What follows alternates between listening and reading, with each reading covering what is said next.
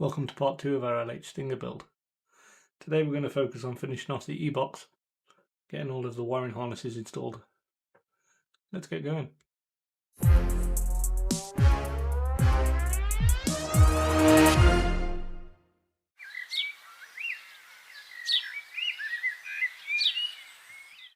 So, as you can see, I've already removed the end panel. This is just to give better access to the terminals on the end of the power supplies. We're going to start today by installing the Wago connector holders.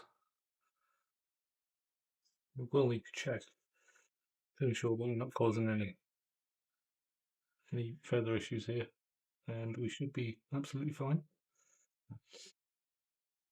I don't want to put any connectors, any of the Wagos on here, so that if I do need to remove this, I simply have to pull these 3 cables.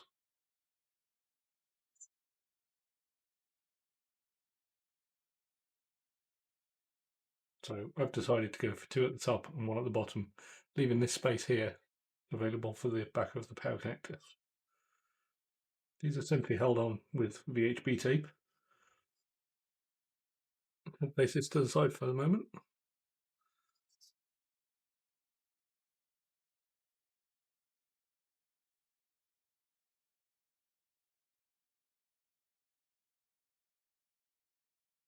Right. These simply slide in to these, like so, and that'll keep them in there nice and neat.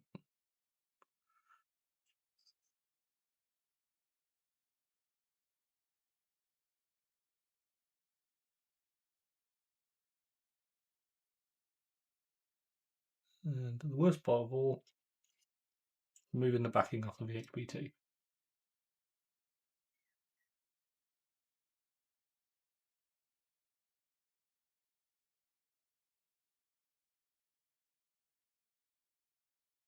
Now, you only really get one shot at this to get them where you want them, because VHB tape is not forgiving.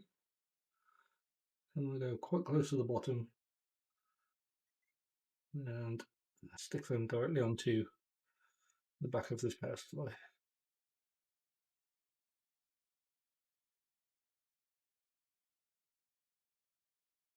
Like that.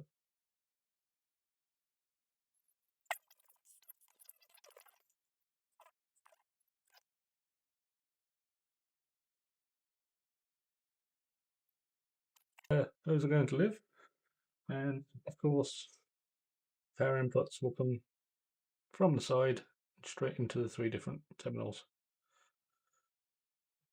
We don't need that part for quite a while. Now, the Fysetc kit doesn't include the Wago connectors, and I assume that this was in error, but what I did find is that they include these 3 wires with 4 connectors on the end. Now, what this means is that they're expecting you to piggyback these essentially, like so, on the main AC input. I consider that somewhat of a hazard, and I'm not okay with that. So I went and bit the Wagos myself, and I'm going to modify these wires to fit. So the first 3 wires that I'm going to use are going to be these ones. I'm going to cut 3 lengths of these. So those can now go aside because we don't need them for the time being. And these 3 wires,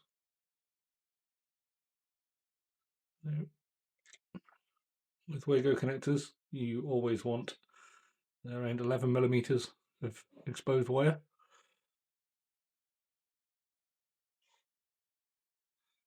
And they simply push in and lock down.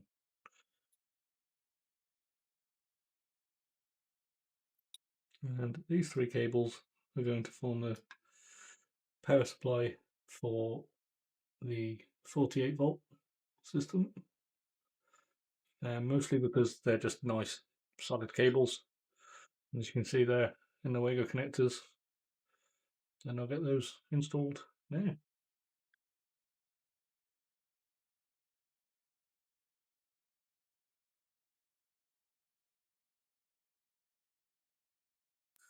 And there we have a nice and neat install of those wires. Next, we'll be looking at the longer of the cables with the ferrules on the end. And again, first thing I'm going to do here, nope, we don't want those. They have tinning on them. And these are voltage output cables going to the spider board for the motor power. And they will be getting, obviously, new ferrule added to the end of them in a much safer manner.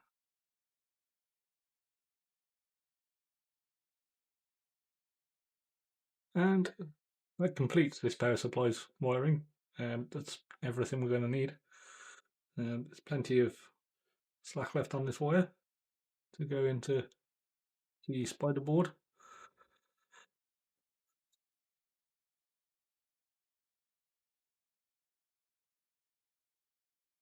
Just hope that those are big enough for this cable.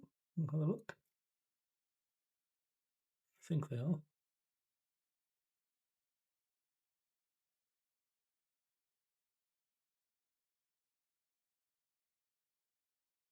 Perfect.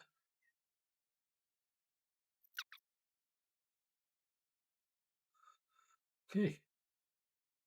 And that wasn't safe. So we have a small problem there.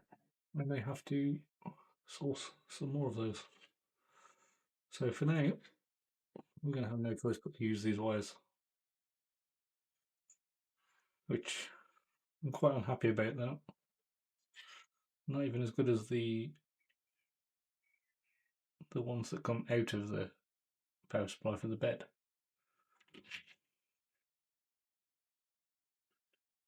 And a 16 gauge cable. I guess the only thing we can do is give it a try. Or I'm not piggybacking them.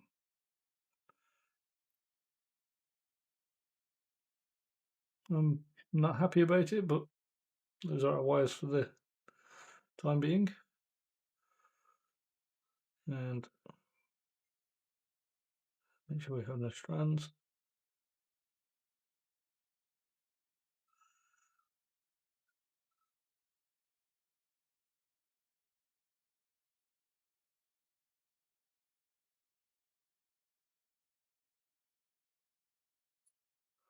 I know for many people this is the worst part of the printer build. Personally, wiring is one of my favourite parts, second only to the first power up.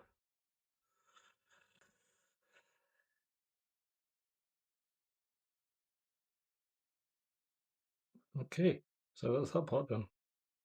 And now we have two sets of cables that are the same length. These will be the 24 volt and 24 volt power and 24 volt heated bed.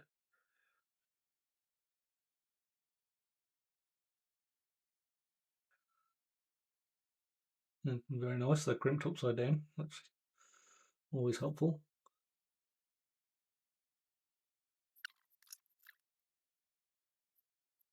And there's a really ugly wiring solution for the time being, at least. On the bright side, you can't see it once the side's on. Now these wires I think are a little too long. I don't like extra cables floating around for no reason. So these are going to get chopped. And I do have enough ferrules.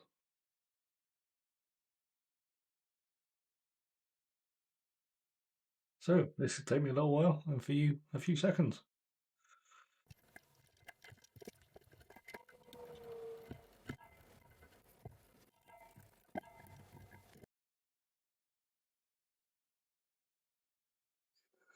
There you go. I like to give a good pull on all of my cables. There's all nice and neat now. Sit down nicely when the back cover's on, which we'll be putting back on now. The cables look beautiful. One little small critique on this enclosure. It needs to be maybe 10mm longer, just to give a little more clearance on these connectors.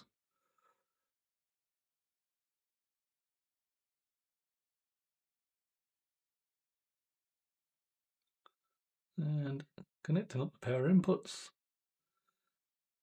to our LEGO connectors.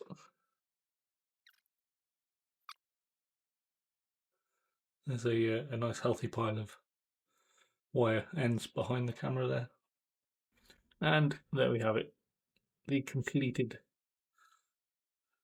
voltage system, power supply system is now complete.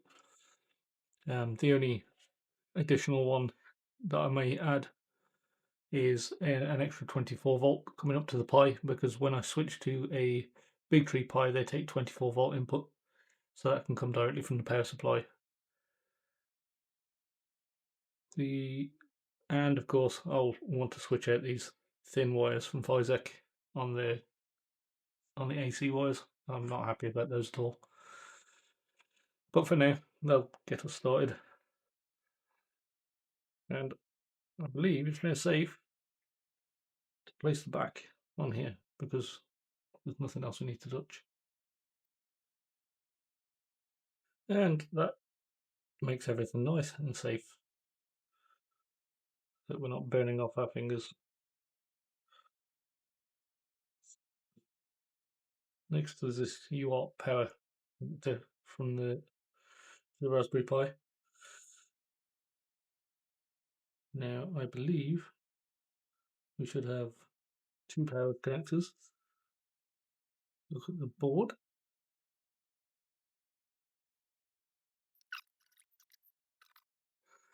It's nice of Fysetc to include this wire. It just makes everything much neater to have a nice UART connection. And this, of course, also means that I can put my top cover on there. I believe it does.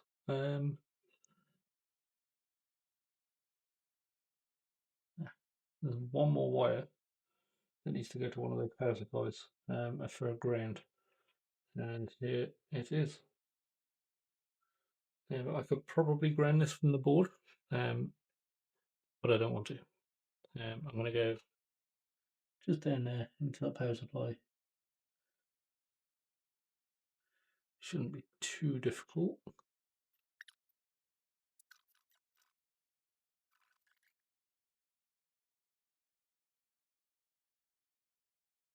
And there's an additional ground cable that's going to go down a lovely wiring harness to the breakout board, or breaking bad board, or whatever it's called.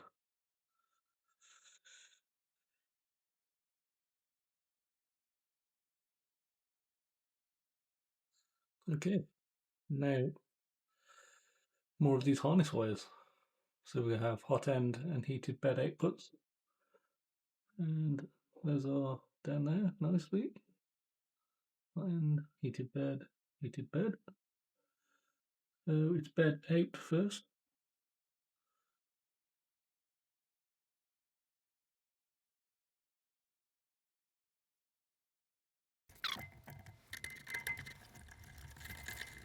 Okay, and there's the first of our external wiring harnesses installed.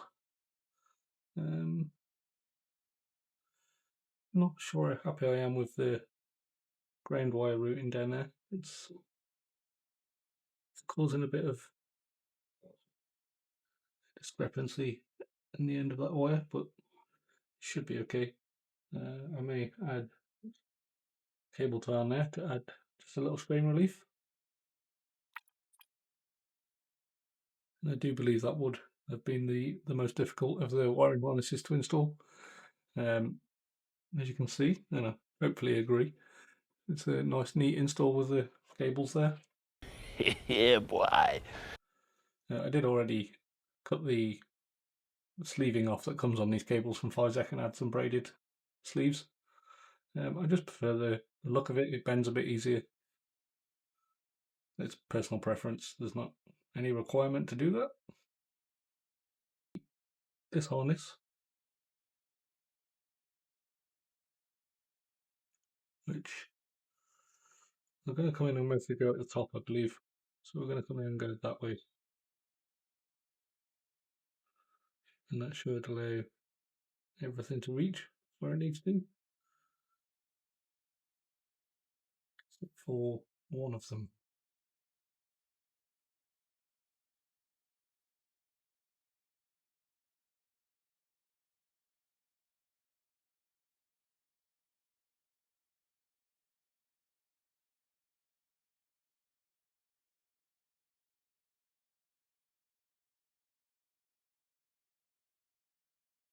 Okay, we have a bit of an issue there.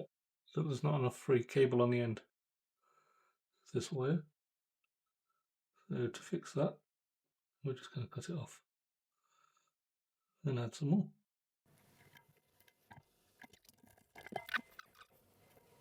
And there we go. We're back to normal. And we now have wires that are long enough to read.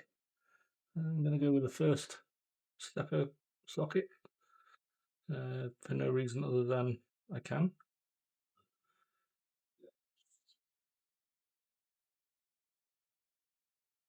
And we have fans that can go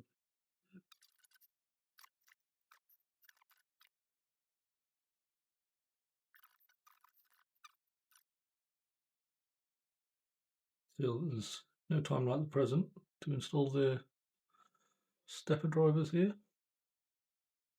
or at least the ones that we already have motor wires for. And the heat sink in there.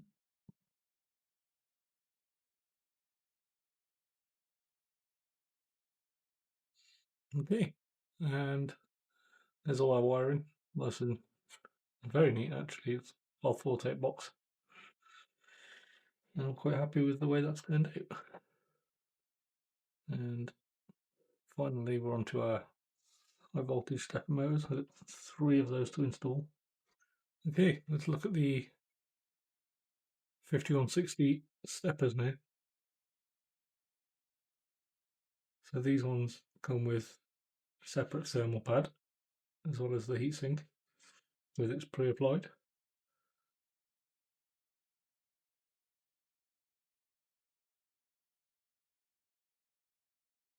And what we want to do here is just make sure all the chips are covered on there.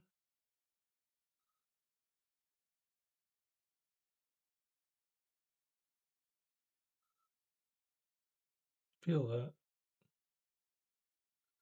and peel that one, and just make sure that's not touching anything it shouldn't be. Now these ones have pins all the way across the one side, however the board doesn't, but it does go at the top there. 2 pins are just not used.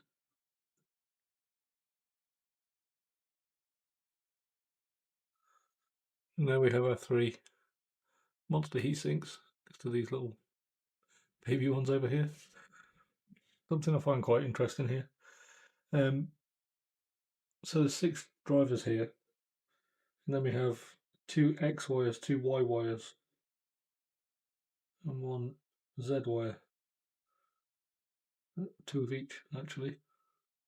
So I'm unsure which one's which, or if it's 1 of each.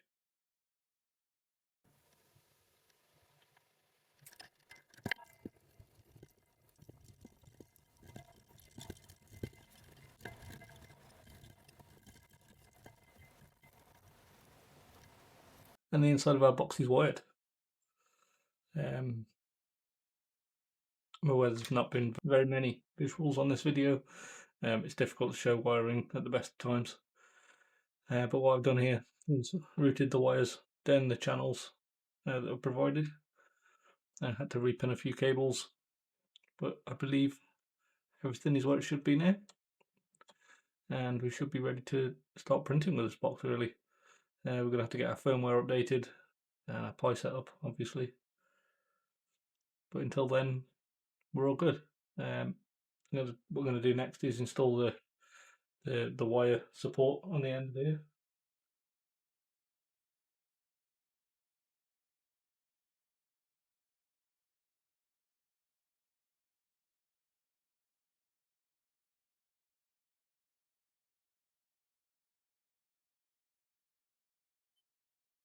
Okay, and this is first here.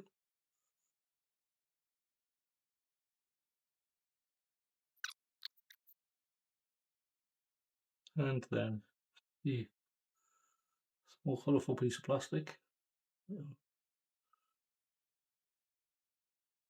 Not entirely sure that does anything, but it's in there.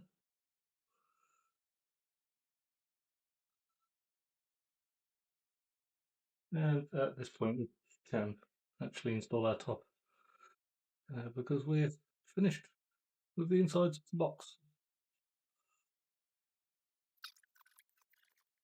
And the final part is the door. Now of course we have the fan wires inside here, which will connect to our last two remaining fan ports. Now to install the door, simply drop it in place, and then we're going to need some filament, which I have lots of over here. These are quite nice and loose. Allows the filament to go through nicely.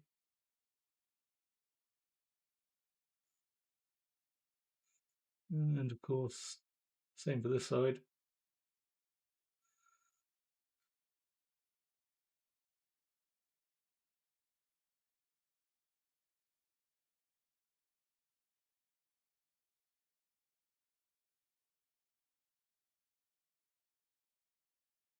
And there we have the electronics box finished. There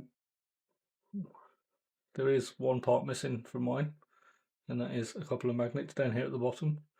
I had a bit of a problem with those, but they simply go in there.